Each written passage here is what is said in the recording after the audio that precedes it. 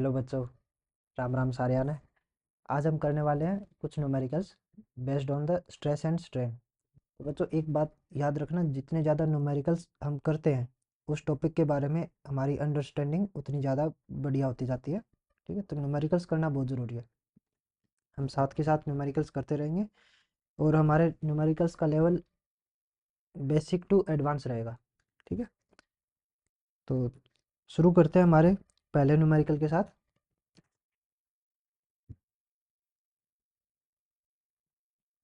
A metal wire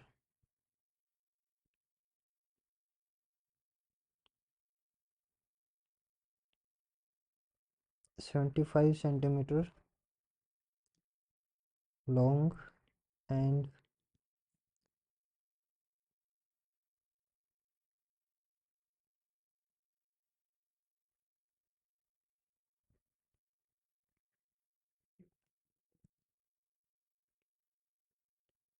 STRET stretches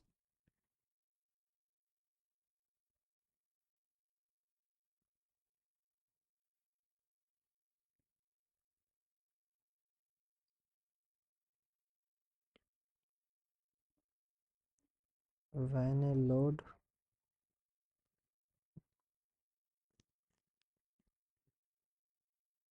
of 8 kg is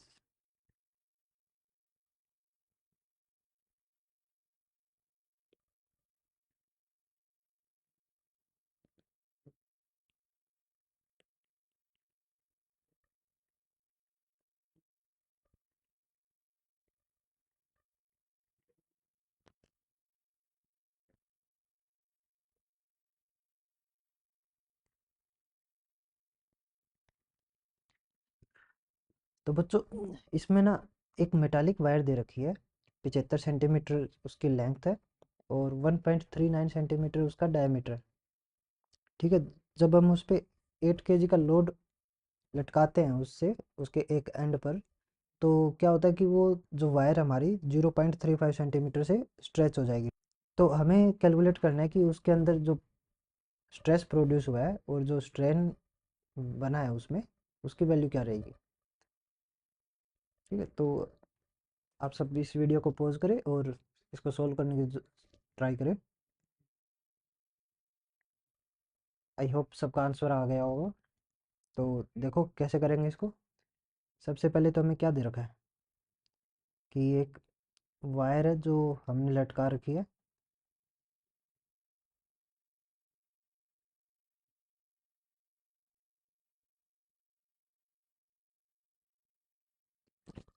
ठीक है, इस वायर को हमने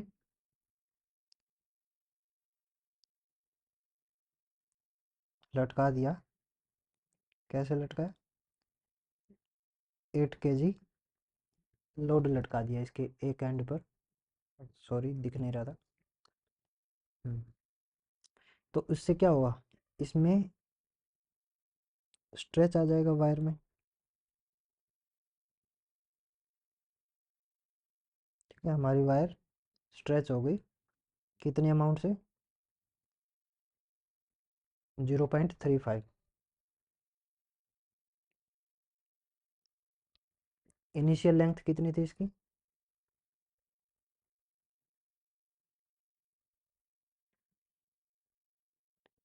75 सेंटीमीटर। और इसका डायमीटर कितना था? 1.39 सेंटीमीटर। ओके, हमें क्या कैलकुलेट करना है? हमें कैलकुलेट करना है स्ट्रेस और स्ट्रेन। स्ट्रेस क्या होता है? Stress is a amount of the force produced per unit area.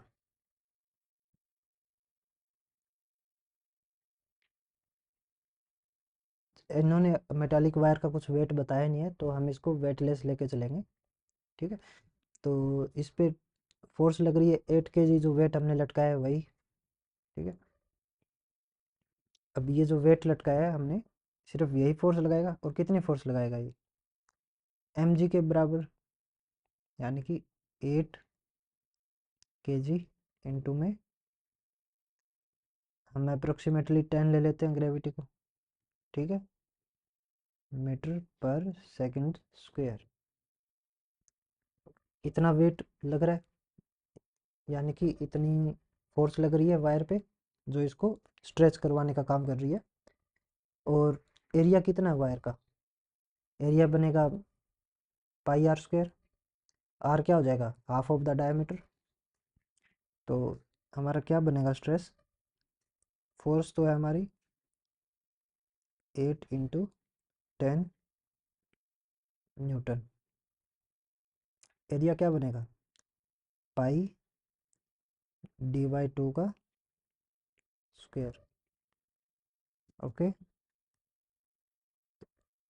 80 Newton divided by 3.14। Diameter कितना है, 1.39 इंटू 10⁻⁻² डिवाइडेड बाय। तो बच्चों समझ रहे हो कि ये कहाँ से आया है, ये फैक्टर। डायमीटर तो हमारा ये था, तो ये 10⁻⁻² कहाँ से आया बच्चों, ये आता है यूनिट से। हमारी यूनिट क्या चल रही है, एसआई यूनिट, और डायमीटर किस में दे रखा है, सीजीएस यूनिट में। तो जब भी हम न्यूमेरिकल सोल्व करेंगे तो इसमें हर एक टर्म्स की यूनिट सेम सिस्टम में होनी चाहिए। अगर ये हम एसआई यूनिट सिस्टम लेके चल रहे हैं तो ये भी हमारा एसआई सिस्टम होना चाहिए।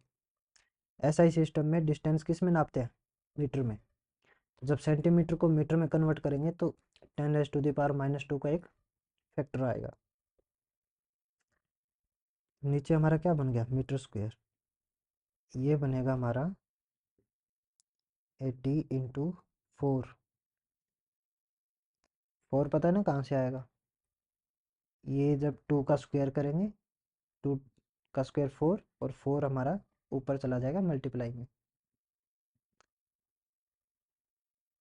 नीचे बनेगा हमारा 3.14 इंटू में 1.39 का स्क्वायर बनता है 1.93।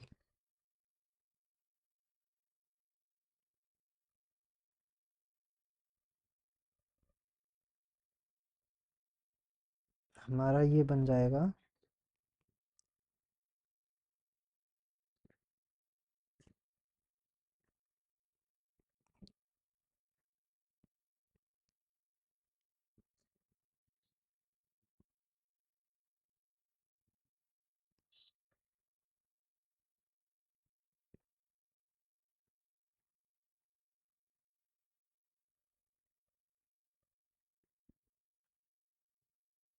ये रहेगा हमारा स्ट्रेस इन द वायर।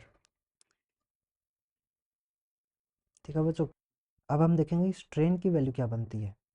ठीक है, स्ट्रेन क्या है हमारा, fractional change in the shape of the body. Fractional change मतलब कि हमारी वायर में चेंज कितना आया डिवाइडेड बाय उसकी ओरिजिनल लेंथ क्या थी। ठीक है, तो हमारी वायर में चेंज कितना आ रहा है, चेंज आ रहा है डेल्टा एल का, और ओरिजिनल लेंथ क्या है एल।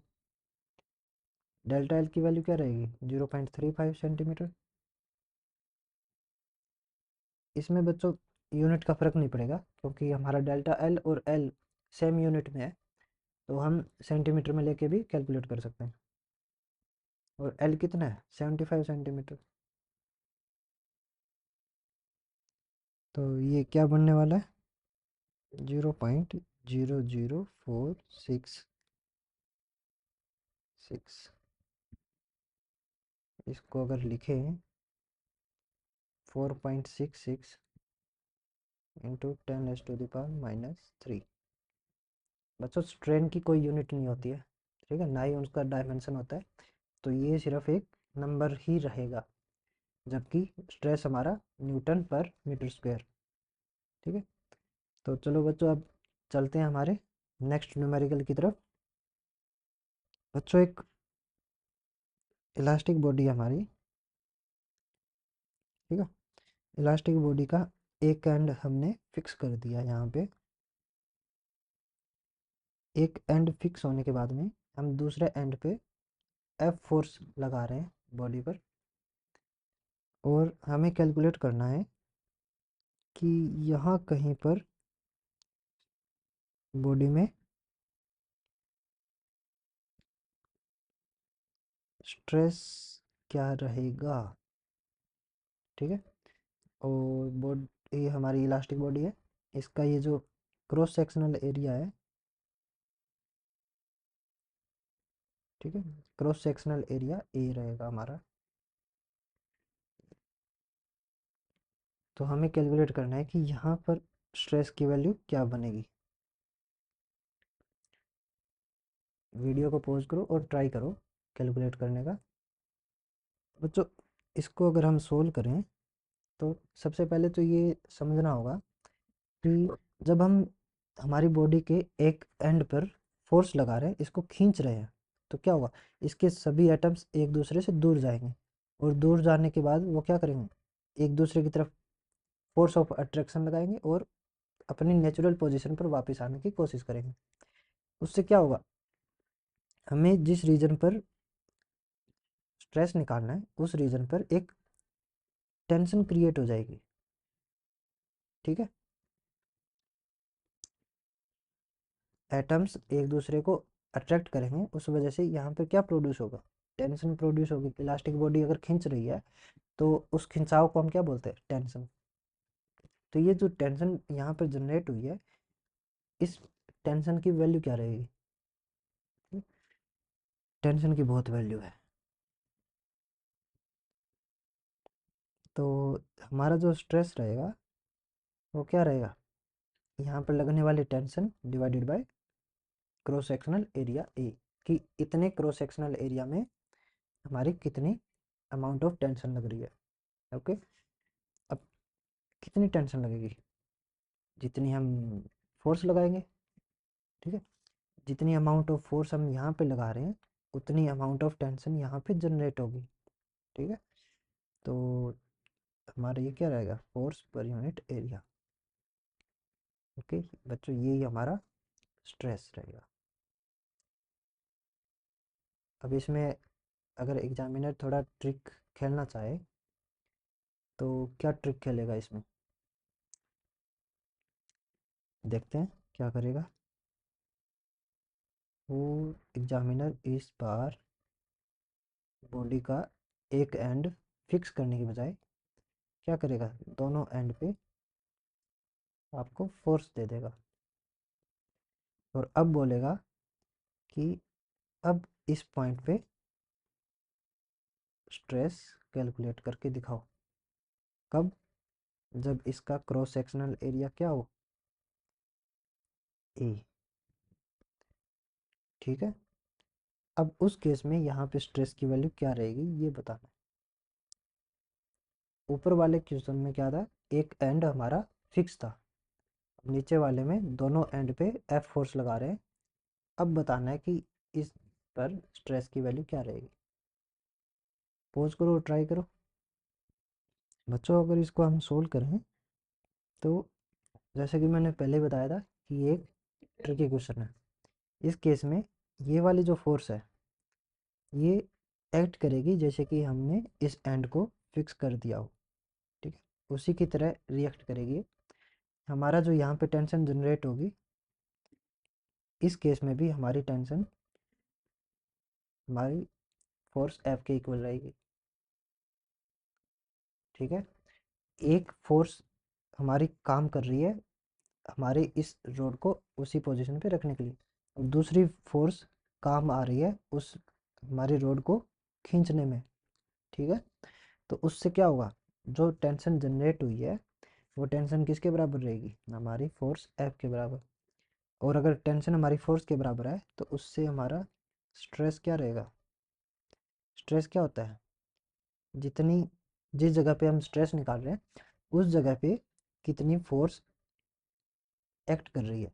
ठीक है, या फिर बॉडी कितनी फोर्स जनरेट कर रहा है अपनी नेचुरल पोजीशन को गेन करने के लिए।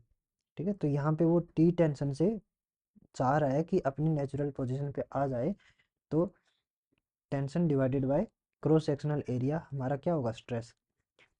और टेंशन किसके बराबर है, फोर्स एफ डिवाइडेड बाय ए। तो हमारा ये क्या बन जाएगा, स्ट्रेस। ठीक है, ये तो आसान ही थे।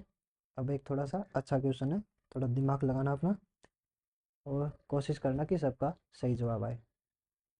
ठीक, इस बार हम क्या कर रहे हैं, हमारे पास एक रोड है और हम उसको लटका देंगे।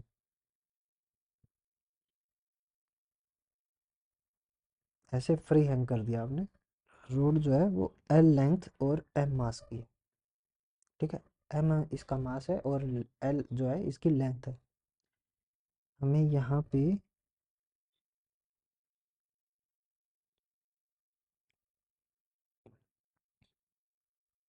ये इसका एरिया ऑफ क्रॉस सेक्शन हो गया।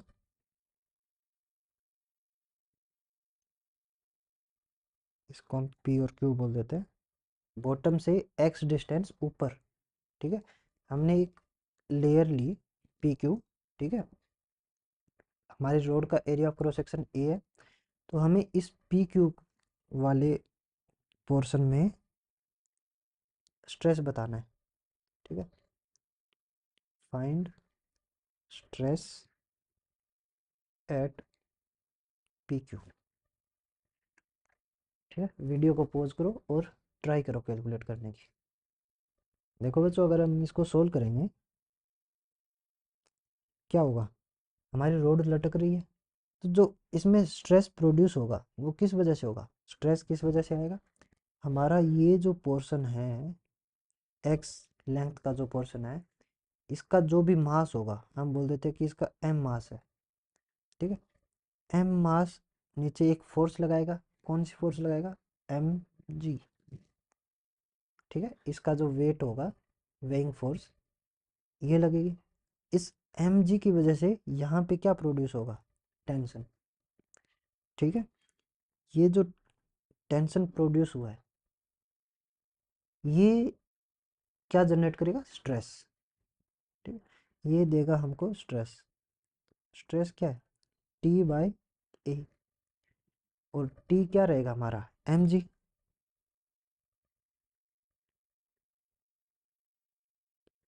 अब इसमें हमें क्या निकालना है, हमें निकालना है एम। ये हमारा एम कितना है, अगर हमें पता चल गया कि हमारे एम की वैल्यू क्या है, तो स्ट्रेस तो हमने निकाल लिया, एम जी बाई ए।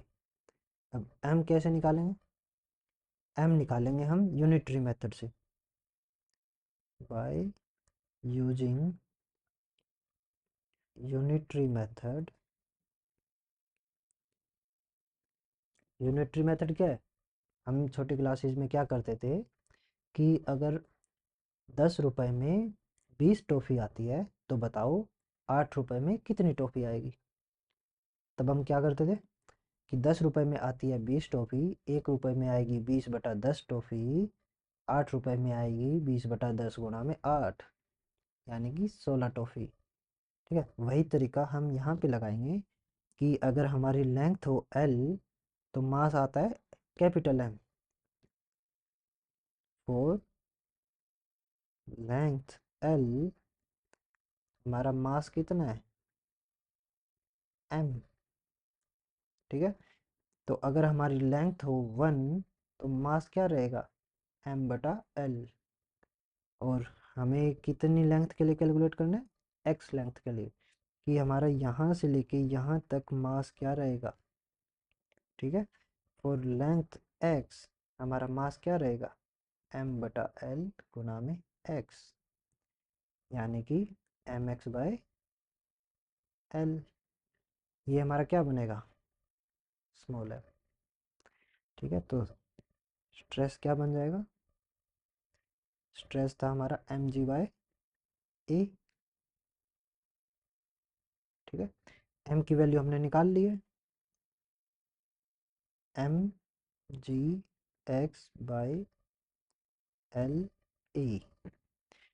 ये हमारा क्या बन जाएगा, स्ट्रेस। देखा बच्चों, कितना आसान सवाल था। आई होप अच्छे से आया होगा सबको समझ में। तो अगर सब ने ये कर लिया है, अगर सबको अच्छे से समझ में आ रहा है, तो आप ट्राई कीजिए नेक्स्ट क्वेश्चन। अगला सवाल रहा आपकी स्क्रीन पे।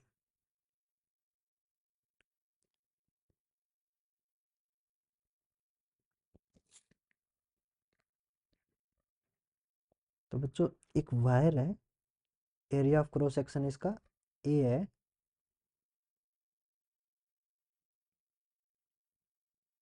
ठीक है, area of cross section A है, एफ फोर्स लगा रहे हैं हम इस पे, ठीक है, और हम एक पोर्शन मान लेते हैं,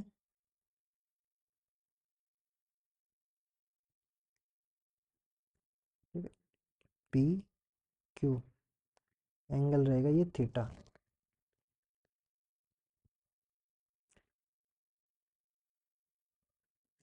ठीक है। इस पोर्शन पे हमें कैलकुलेट करना है कि स्ट्रेस क्या रहेगा। यहाँ पे दो टाइप के स्ट्रेस बनेंगे, आपको दोनों टाइप के कैलकुलेट करने होंगे। फाइंड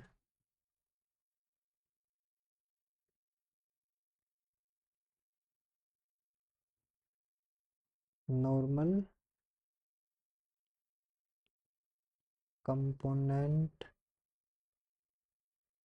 ऑफ स्ट्रेस, यानी कि एन स्ट्रेस एंड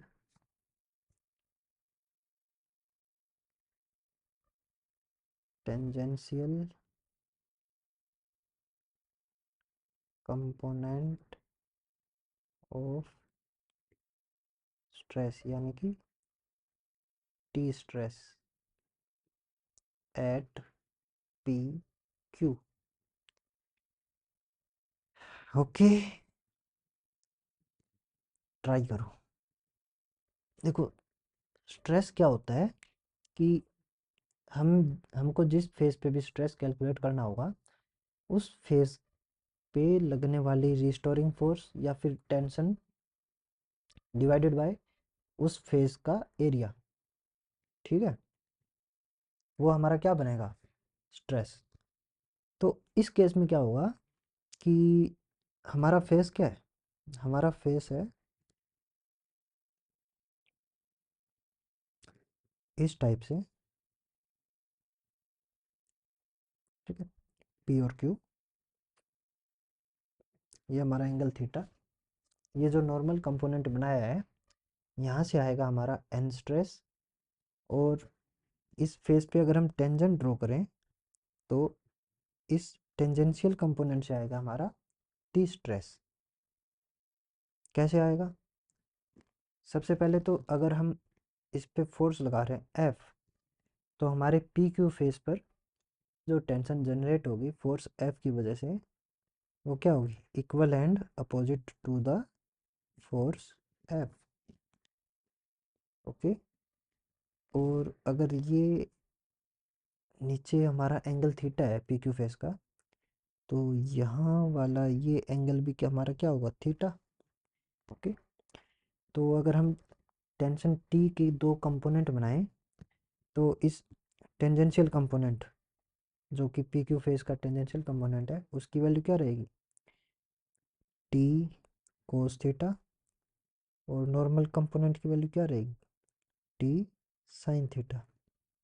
सबसे पहले हम निकालते हैं N stress, normal component of the stress, वो क्या रहेगा, normal component of the tension divided by area A dash.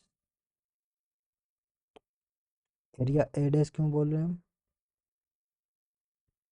क्योंकि हमारा एरिया ए क्या है, हमारा एरिया ए तो ये है, ये वाला एरिया ऑफ क्रॉस सेक्शन, लेकिन हम स्ट्रेस निकाल कहाँ रहे हैं, हम स्ट्रेस निकाल रहे हैं हमारे फेस पी क्यू पे। पी क्यू क्या है, एक थीटा एंगल पे है, और एरिया हमारा ए ये वाला है, पी क्यू ये वाला है, तो इसका एरिया अलग होगा, ठीक है, इसलिए हम इसको ए डैश बोल रहे हैं। अब हमें निकालना पड़ेगा कि ए डैश की वैल्यू कितनी है। ओके, ए डैश की वैल्यू आ गई, तो normal component of the tension तो हमें पता ही है, ये रहा, एरिया निकालना है, उससे हमारा क्या निकल जाएगा, नॉर्मल स्ट्रेस। ऐसे ही हमारा टेंजेंशियल स्ट्रेस निकल जाएगा। टेंजेंशियल स्ट्रेस क्या बनेगा, टेंजेंशियल स्ट्रेस बनेगा tangential component of the tension divided by A dash.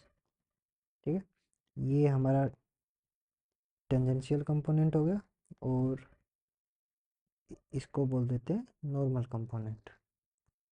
Okay, अब हमें निकालना है ए डैश क्या बनेगा हमारा। ओके, तो अगर हम ध्यान से देखें, ये वाली जो ट्राइंगल है, अगर हम इसको देखें तो हमारा, इसको ड्रॉ कर लेता हूँ मैं, ये हमारा ए है, इसको हम ए डैश बोल रहे हैं, और ये हमारा थीटा है। तो साइन थीटा क्या बनेगा, साइन थीटा बनेगा A divided by A dash, perpendicular by hypotenuse. यहाँ से हमारा ए डैश क्या आ जाएगा, A divided by sine theta. It's so simple. ये वैल्यूज हम कहाँ पुट कर देंगे, यहाँ पे और यहाँ पे, उससे हमारा क्या आ जाएगा, normal stress and tangential stress.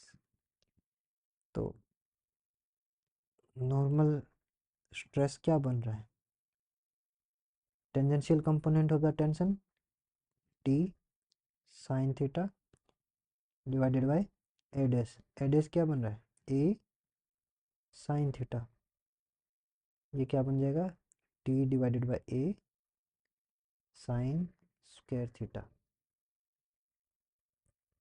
Got it. एक बात और, टेंशन क्या थी हमारी, tension equal and opposite to the force थी। ठीक है, तो टी की जगह हम क्या लिख सकते हैं, force applied divided by area of cross section sign square theta. अब इसी के साथ हमारा टेंजेंशियल कंपोनेंट क्या बनेगा, टी स्ट्रेस क्या बनेगा,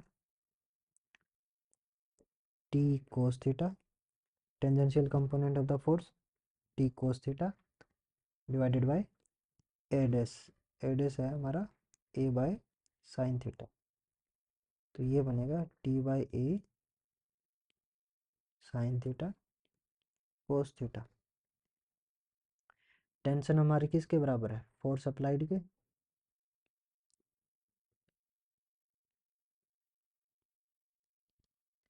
अब बच्चों आप यहाँ पर भी छोड़ सकते थे इसको, और अगर चाहो तो इसको थोड़ा सा और भी सोल्व कर सकते हो। एक मैथमेटिकल आइडेंटिटी होती है, two sine theta cos theta is equals to sine two theta. Okay, हम इसका यूज़ कर सकते हैं। कैसे करोगे, सबसे पहले हम इसमें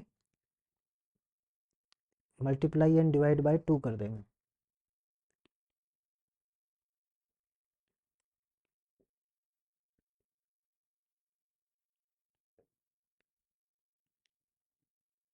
ये क्या बन जाएगा, F by two A sign two theta. Okay, ये हमारा बन जाएगा टेंजेंशियल स्ट्रेस, और ये बन जाएगा हमारा नॉर्मल स्ट्रेस। ठीक है, ओके बच्चों, अगर आपको कुछ भी डाउट हो तो बच्चों आप इंस्टाग्राम, टेलीग्राम, ट्विटर, किसी भी तरीके से हम तक पहुंच सकते हो और अपना डाउट बता सकते हो हमको। ठीक है, आप चाहो तो कमेंट सेक्शन में पूछ सकते हो, हम आपकी पूरी हेल्प करेंगे। ओके बच्चों, ध्यान से पढ़ना। जय श्री राम।